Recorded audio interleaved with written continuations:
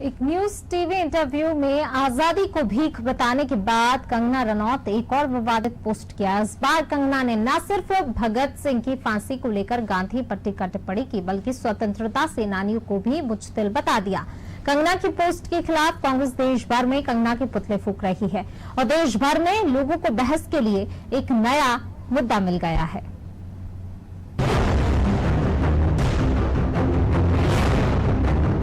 देश में संप्रदाय, धर्म और जाति के बाद लोगों को अब उनके आदर्श नायकों के नाम पर बांटने का एक नया खेल चल पड़ा है। देश को मिली आजादी को भीख बताने वाली कंगना ने इंस्टाग्राम पर अपने ताजा पोस्ट में कुछ ऐसी बातें लिखी हैं जो आदर्शों के नाम पर लोगों को बांटने वाली मानसिकता को हवा दे रही है।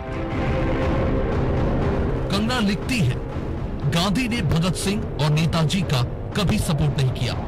इस बात के सबूत भी हैं जो बताते हैं कि गांधी चाहते थे कि भगत सिंह को फांसी हो, तो ये आपको चुनना है कि आप किसका समर्थन करते हैं, क्योंकि सभी को यादों के एक बक्से में रखकर उनकी जन्म जयंती मनाना काफी नहीं है।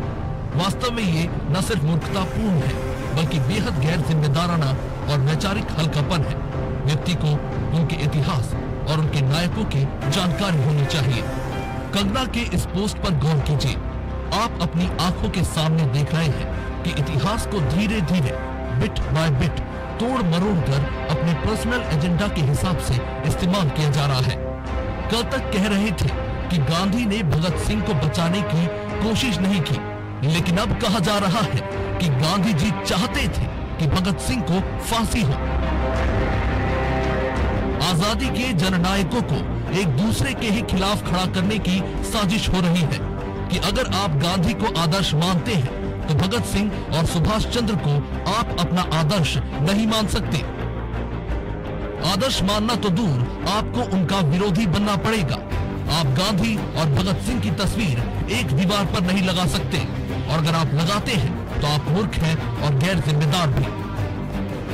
कंगना आगे लिखती है, स्वतंत्रता के लिए लड़ने वालों को उन लोगों ने अपने मालिकों को सौंप दिया जिनमें अपने ऊपर अत्याचार करने वालों से लड़ने की ना तो हिम्मत थी, ना ही खून में उबाल था। ये सत्ता के भूखे और शातिर लोग थे।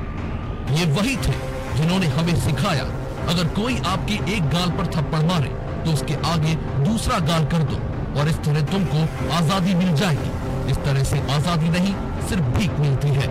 अपने हीरो समझदारी से चुने। कंगना के इन बयानों के खिलाफ कांग्रेस प्रदर्शन कर रही है।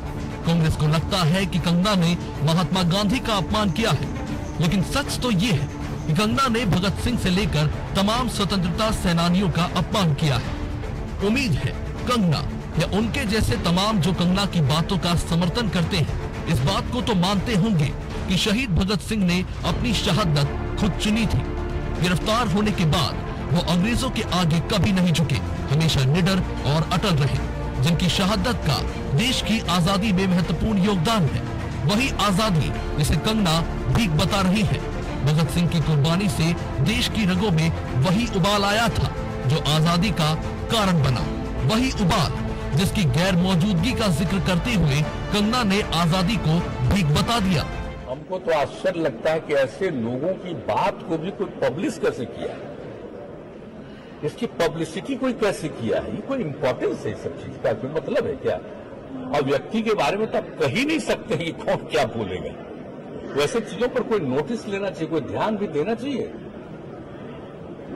ऐसी चीज कोई बात है क्या? कौन नहीं जानता कि आजादी कब। कंगना के बयान को एक अभिनेत्री के व्यक्तिगत विचार बताकर दरकिनार किया जा सकता है, लेकिन कंगना रनावत देश की बेहतरीन अभिनेत्रियों में से एक है और पद्मश्री से सम्मानित। देश और विदेश में भी उनके करोड़ों फैंस हैं जिन पर उनकी बातों का असर पड़ता है, और इसलिए इस पर बात करना जरूरी है।